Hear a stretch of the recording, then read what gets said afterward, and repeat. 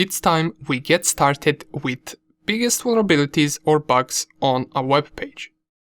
Now, by biggest, I don't mean most dangerous, however, these ones are still not something that you want to have on your web page. We will be starting in this section with Cross Site Scripting vulnerability, or also known as XSS. Now, you might have noticed that in the upper right corner we have this JavaScript icon. This can give us a hint as to what this vulnerability is. So, let's explain it. First of all, XSS is very similar to HTML injection. Those two are executed almost the same way, and since we already covered the HTML injection, this will be a lot easier for you to understand and perform. XSS is based on injecting JavaScript code in the web page. As with the HTML injection, we're looking for a vulnerable user input field that reflects our output somewhere on the page.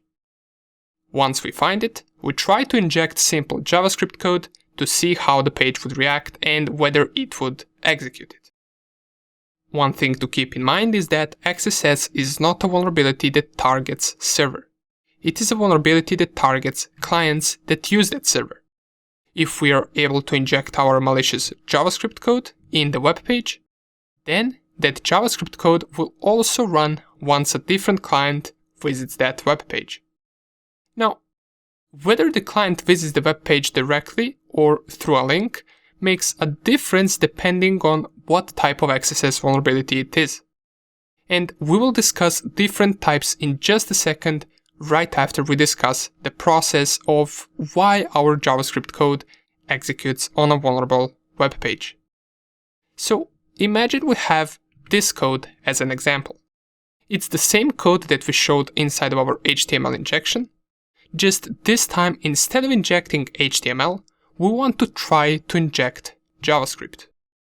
And the most simple thing we can run with JavaScript would be the alert function. Of course, once embedding JavaScript inside the HTML code, we must add the open script tags where our JavaScript code starts and close script tags where our JavaScript code ends. This is how the browser will know that it's JavaScript, so it doesn't try to render it as an HTML code. This code being a simple code that asks for someone's name and then reflects it on the page would look something like this once we inject our alert function.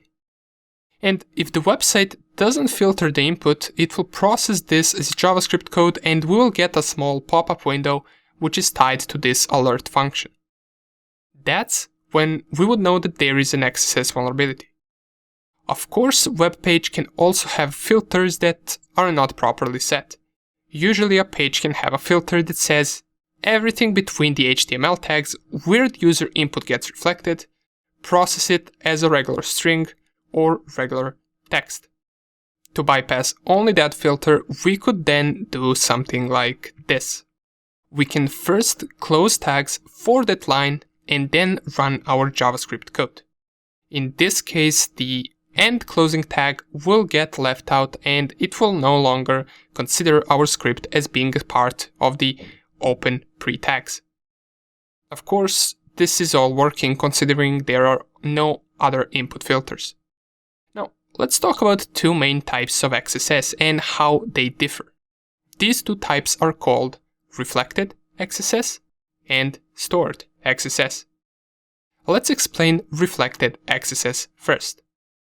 In reflected XSS, we have an attacker injecting JavaScript code inside a certain web page.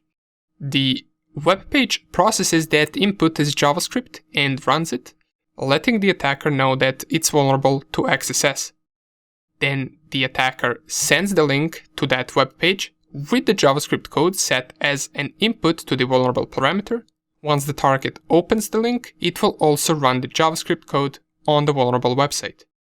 The XSS where the JavaScript code we inject doesn't get stored and saved on the server is called reflected XSS. On the other hand, Stored XSS is the exact same attack, just this time our JavaScript code gets saved and stored on the server and on the web page. This can be perhaps a web page that offers comment section. If we inject JavaScript code in the comment section, it will run every time someone opens that page.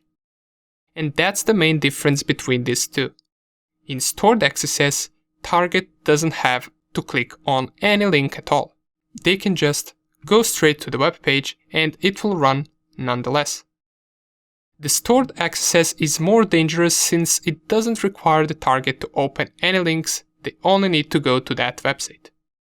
Now, besides these two, there is also something called DOM XSS, or DOM-based XSS, and it's an XSS attack where the attack payload is executed as a result of modifying the DOM environment in the victim's browser used by the original client-side script so that the client-side code runs in an unexpected manner.